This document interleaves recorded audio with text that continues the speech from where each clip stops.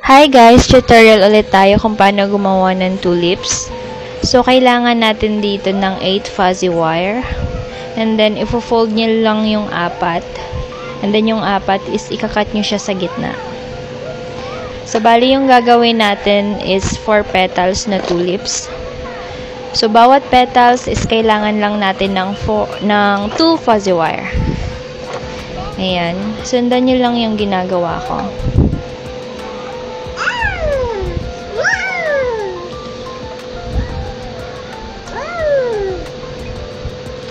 Ayan, fold nyo lang yung dalawang kinat natin and then kuha kayo ng isang buong fuzzy wire na pinold natin kasi siya yung ipanglalak natin.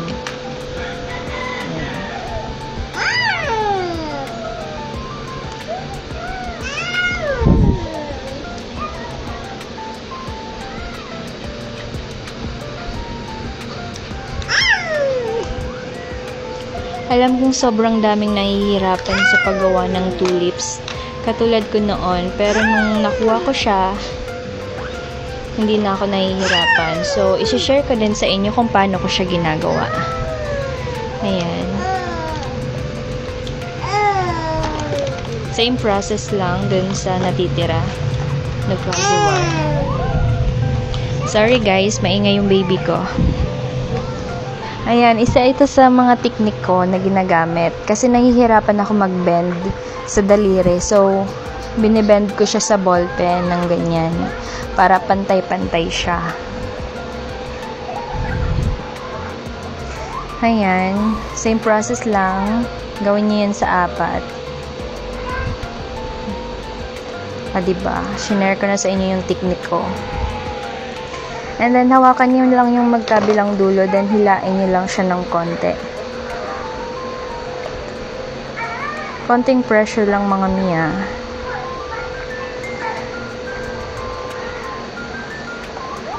Ayan.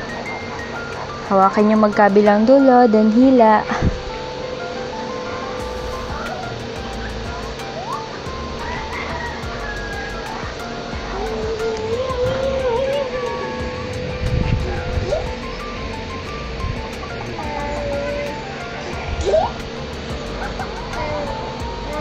Then, ikat nyo lang yung excess wire.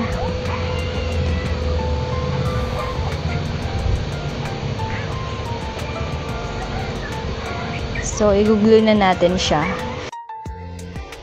So, para hindi kayo mahirapan, pair nyo muna siyang i-glue. Sa gilid lang kayo maglagay ng glue para hindi siya kita sa labas, para malinis tingnan.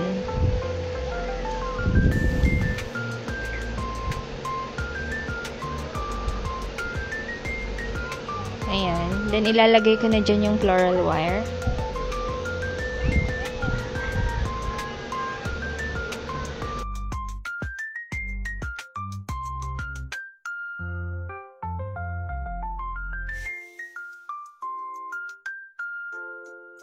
Then, yung dalawang petals is lagyan na din natin ng glue.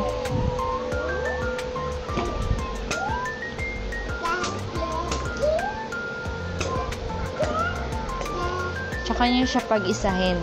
Para hindi siya mahirap gawin. Ganito yung gawin nyo.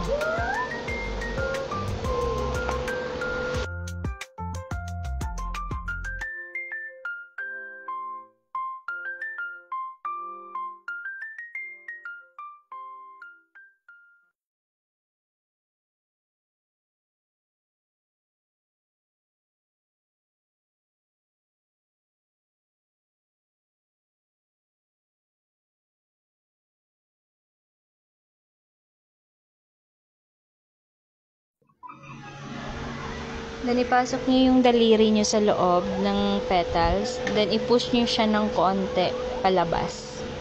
Ganyan. Sundan nyo lang yung ginagawa ko. Hilain nyo siya and i-push nyo palabas.